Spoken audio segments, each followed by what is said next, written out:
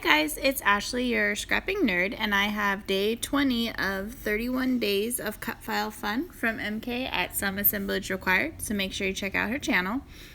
And I have a wedding layout today. This is the cut file, and it comes with extra little bits of hexagons.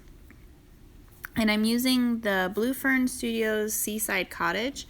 These are some charms that I actually end up not using, some journal cards, and then the paper is 8x8 paper that I will use today.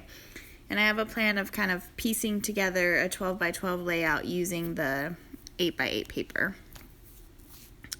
And so I will cut out the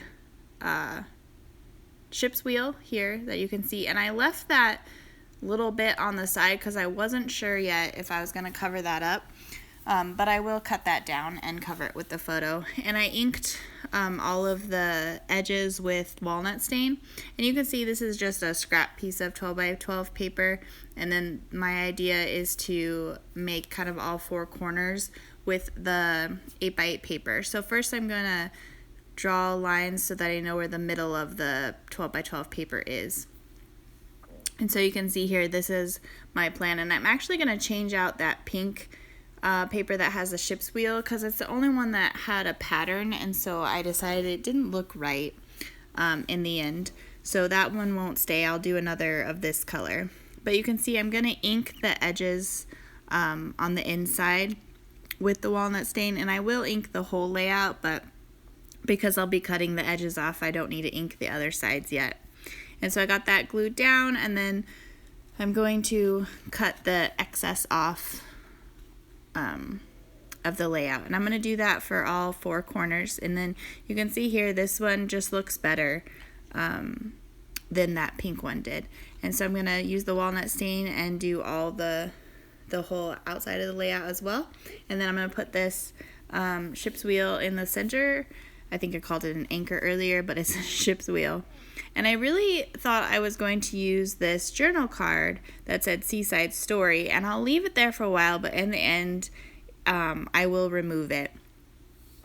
But this is kind of my idea for the layout, and I'm going to put the cut file on the diagonal going this way, and I didn't do anything to the cut file. I thought it would be pretty just as is in the background, and so the little bits I moved around a lot that came in the pack. There's like 2 of them, trying to figure out how I was going to put them with the cut file.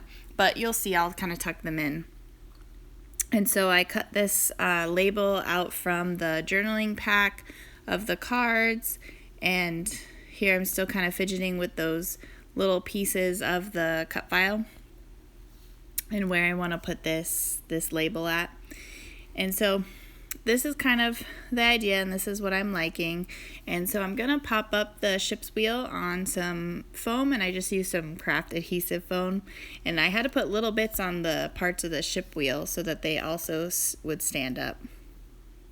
And so I'm going to use this 49 and Market Vintage Artistry Serenity, and it's a laser cut pack of all these leaves and stuff, and it also had this kind of lacy ribbon, and I did give it some of the walnut stain as well, but I liked it across the center part of the page. And you can see I'm still trying to figure out how to work with that journaling card there as well. And I backed the photo in one of the papers just to give it a photo map. And I thought I was going to be putting this picture off to this side, but then it'll be in the middle of the ship's wheel. But all those leaves and stuff from the 49 and Market I want to put kind of on a diagonal, and I like to take this tool that has like a ball at the end and then put the leaves on a piece of just the craft foam and kind of use the ball and rub across where the natural like crease of a leaf would be, and it just gives them some dimension so that they're not just flat on the page. I had intended to ink all of these, but I didn't do it. But I think they still came out good. And so that's all I'm doing is I'm going through all of these pieces using that tool to make them dimensional and just sticking them everywhere. This is a shorter video, but it took a long time for me to get all of the leaves and stuff where I wanted them to be. I fidgeted with them for a while. But I'm liking how that's looking. And then with the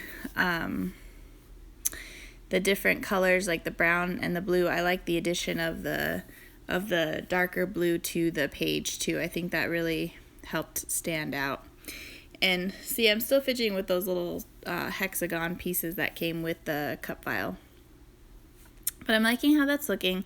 And I also had in this, if you can see in the top left, there's like a clear bin. I just have bits of things left over in there, and I had all these little white leaves, and so I did the same thing with them and kind of tucked them in, and I think that plays off the white cut file really well. And I also, with the label, I put 2 brads on the end. You'll see there. And this saying says nothing better than this, and that came from that 49 and Market laser cut pack as well. But here's where I'm putting in those brads on the corner of that that label.